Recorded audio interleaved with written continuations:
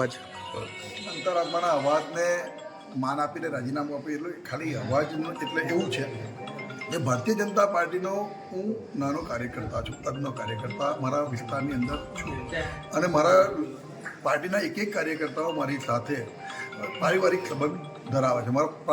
મારા વિસ્તારના મતદાતાઓ મારી જો પારિવારિક સંબંધ ધરાવે. પણ એક વસ્તુ એવી છે કે જ્યારે આજે વિશ્વની આટલી મોટી પાર્ટી ભારતીય જનતા પાર્ટી એનો કાર્યકર્તા હોવાનો પણ એક ગર્વ છે, પણ સાથે સાથે આ પાર્ટીના વર્ષો જૂના પાર્ટી સાથે રહીને કામ કરવાનું હોય ત્યારે હવે આ પરિવારને મોટો બનાવવા માટેની વાત છે ત્યારે હું એને આવકારું છું. પણ પરિવારના જે જૂના કાર્યકર્તાઓ અને આજના કાર્યકર્તાઓનું માન સન્માન જળવાય અને એમને પોતે આ પાર્ટીને ઊભી કરી છે, પાર્ટીને મોટી કરી છે એવો એને પોતે ફીલ થાય એવો તમામનો વ્યવહાર હોવો જોઈએ.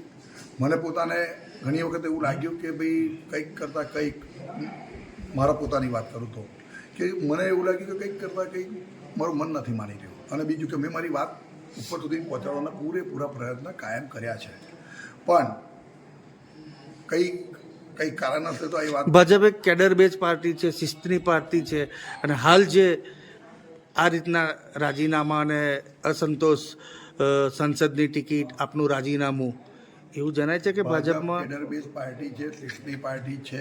એમાં ચોક્કસ હું કહીશ કે 100% ભારત કેડર બેઝ પાર્ટી છે અને શિસ્તવાળી પાર્ટી છે. કેમ કે તો જ 140 કરોડની આ ભારત દેશની અંદર આજે વિશ્વની સૌથી મોટી પાર્ટી બનીને ઉભરી છે.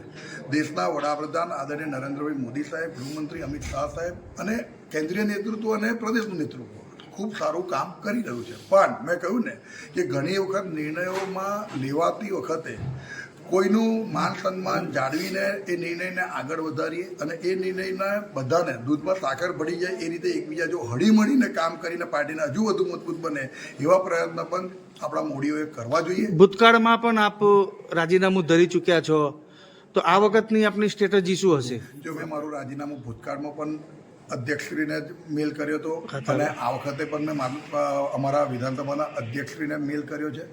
આમાં કોઈ પ્રેશર ટેકનિક નથી. મેં કહ્યું ને કે અંતરાત્માનો અવાજ એને માન આપીને આ નિર્ણય મેં લીધો છે. કેતનભાઈ, લોકસભા